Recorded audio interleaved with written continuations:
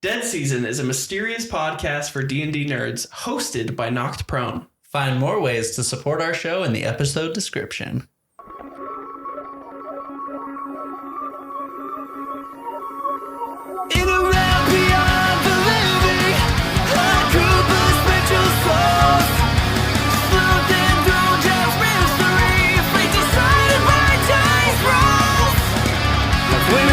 And you're beating hard, and now your souls can't depart. Dead season is nigh, cries the smoking gun, the doors. Xelborath Wilderton. Not Your party sits around the coals of the campfire lit for last night's feast cooked by Chai. It is early in the morning. The astral fog has dissipated, though you are in the midst of where the astral fog used to be. You all start to feel this swell of emotion within you, and you're thinking about the fight that is to come and what might come after it. Everyone, what are you feeling, and what or who are you fighting for today? Chai is feeling a lot of weight right now. Because since entering the afterlife, she has, she went through a phase where she really gave up on the idea that there was much else, and especially ending up in the astral plane, maybe not where she had imagined. I think there was like a little bit of working through that. But at this point, a lot has changed since she's entered the astral plane. And now she foresees sort of a future life with her kids, which means like everything to her. So, she went from not really having many expectations to suddenly having every expectation of still getting to live through something great. So I think she's feeling a lot of pressure, and of course it's her kids that are kind of propelling her through what's to come ahead. Absolutely. So you feel bolstered in your resolve to fight today. For sure. Javi still has a lot of anger and is still wanting to, in a way, get revenge, get back at the Pinkertons, make one last stand, do what he can to stop them from continuing this cycle. But the biggest thing Javi's thinking or dwelling on is that, he just found out how he died, in a bittersweet way, knowing it was at the hands of Finn, but in a mercy way. But I think what Javi's biggest concern and what he's fighting for right now, and what's really he's like thinking about, is he's not sure. He feels like his time is coming soon, that he's going to pass on, now knowing how he had died. And for now, he's just trying to enjoy the time he has with Finn while he can, because he's not sure if Finn will be going to that place with him. Talroth is mainly fighting just for what he's been going for the whole session. The whole campaign is just he wants to reach the Raven Queen, finally see the fruits of his labor and his dedication. I would say a lot of it is he has personal investment with with everyone in the party, but he really wants to make sure that Zell is able to pass on. So both for his personal interests, but as well because of the fondness that he's grown for Zell, as well as Chai. He wants to see her, reach her rightful afterlife after having served Eldath. Yeah, Eldath for so long. He, mirroring what he wants for himself, he wants to see her reach that and apply that as well. And he just wants to. He's both scared and he feels a lot of pity for Javi. Play the character just right. And so he wants to make sure that Javi is both not a threat to the party, but as well that he is able to get whatever he needs from this. So, speaking of, as Talroth kind of looks around the camp and begins thinking about each of his allies. What is each of your guys' max health? 59. Dang, 59 as well. 55. Oh, nice. 55. Okay. I am going to cast Aid. I'll target Chai and myself just because we have the lowest HP. And then, my thought process is that Zell, I have a personal investment in trying to get him to survive. Chai, yourself, and Xelborath. All Each right. of us gain 5 max HP and 5 current HP. Ooh, nice. And what would aid be with a K in front of it, really quick? Cade? Oh, you cast... Cade? Alec, you also get 5 HP. That's called an upcasted aid, is a K. Thank you. Yeah, absolutely. I don't have level 3 spell slots yet, so I can't upcast it to include more people. I cast Canctuary. Xelborath is in an interesting state right now because he really should feel incomplete because his whole goal was to get Delry and go back to life with him, and even though that's kind of changed into moving on with Delry, he's still not with him, so he should feel very incomplete and worried. But just the fact that Delry was in this internal state of torment and they got that done and he seems to be moved on and in peace, Xelborath's feeling pretty good. He still definitely needs to get back with Delry and figure this out. But especially with him having Chap as a companion, his priorities are almost a little bit set back. He's focused a little bit on trying to repay everyone for the help they've given him. And so we'll see how that ends up being, or if as soon as he sees his ability to fix whatever's wrong with his soul/tether, if that'll just take over and he'll be back to Delry.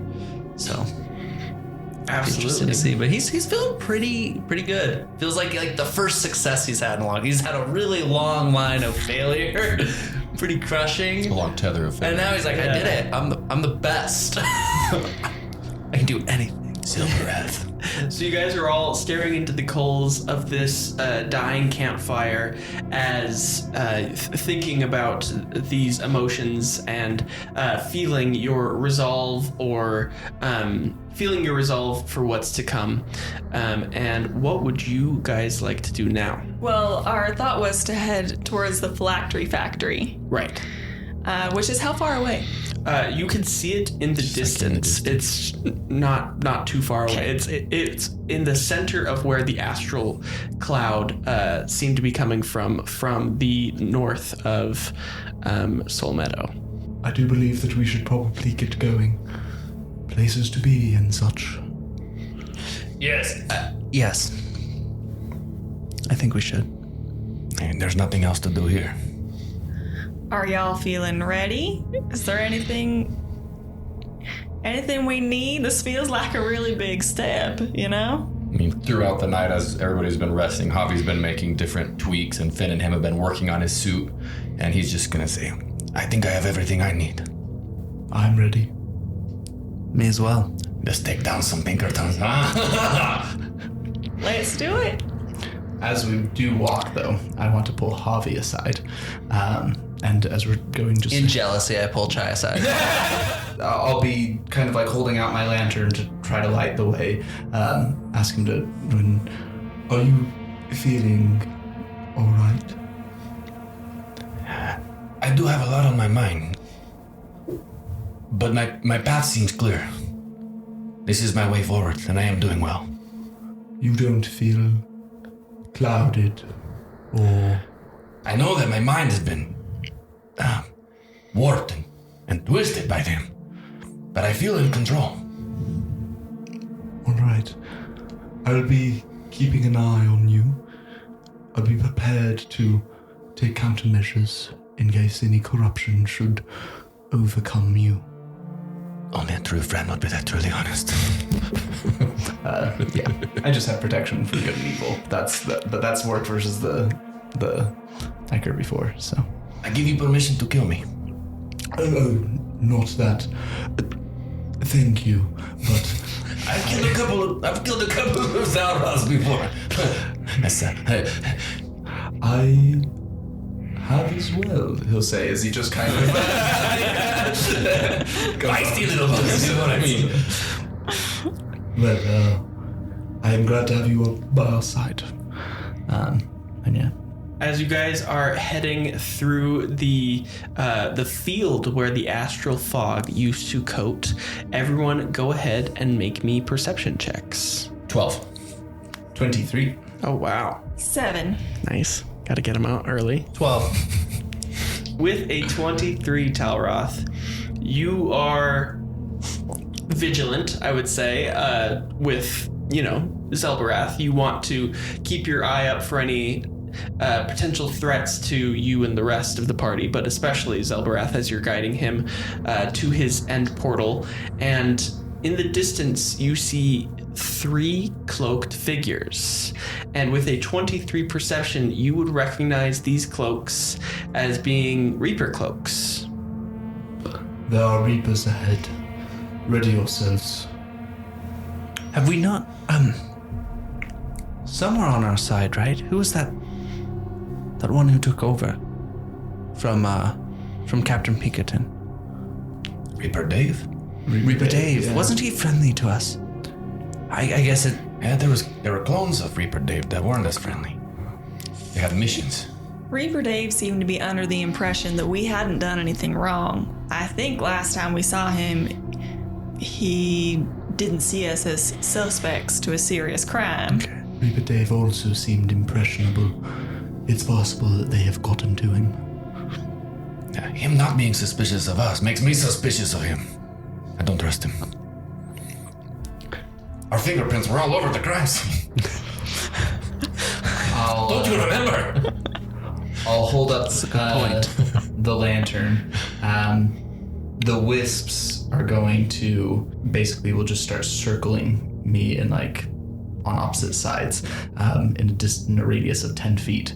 If you are within this radius, that is what gives you the extra protection. Everyone roll me Arcana or Insight checks. 8. 12. 12. Wonderful. 6.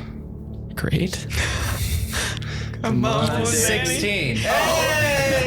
All right. So for everyone who got a 13 or lower, which is everyone except for Xelborath, you see that these creatures are. They're a little backlit as you're approaching them.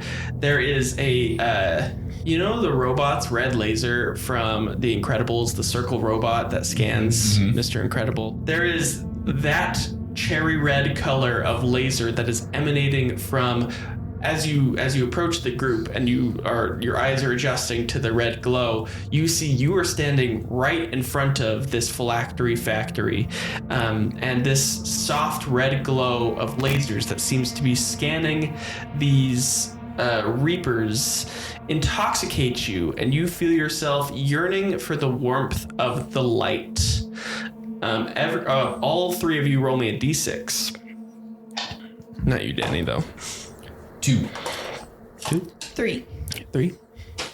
2. You each take 7 points of psychic damage, and you'll have disadvantage on any checks while inside of the laser's light. But it's warm. Reminds you of home. It feels nice. Are we under the light yet? As you see the light, this happens. You're not in the light yet. Okay. Good clarification. Zell, however, with a 16, a heat seems to be emanating from these lasers, and it seems to be the same temperature as the ichor itself. You recall a steaming heat coming off of the substance when you have made contact with it. And when the laser is put in contact with a lower body temperature, like body temperature, for instance, a sensor goes off, it seems, and there is a consequence for the sensor going off. So you guys have not entered the laser, but you are standing outside of it, 3 of you very intoxicated by it, 1 of you realizing this is dangerous. I'm not entirely sure how these work yet, but I think we should avoid the light, despite its comforting feeling. I think that the source of the light will be wherever we need to go. Perhaps we can get there a little bit around the light itself. Maybe the Reapers are using this to bolster themselves up. Maybe it's like a superpower, you know? Can we see where the lasers are coming from? There is a center ruby that is above the doorway, and it seems to be sheathed by a fish-eyed looking lens that is filtering the light out amongst the front of this. How far approximately? It has about a 20-foot radius, so within 20 feet of the front of the door.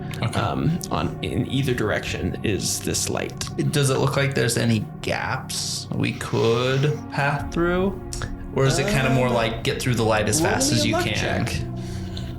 15. 15. 3 factory walls have kind of posted up in a crisscross pattern about 5 feet apart from each other. So you could potentially jump from shadow to shadow with successful checks in order to get to the front with minimal laser effectiveness. Okay.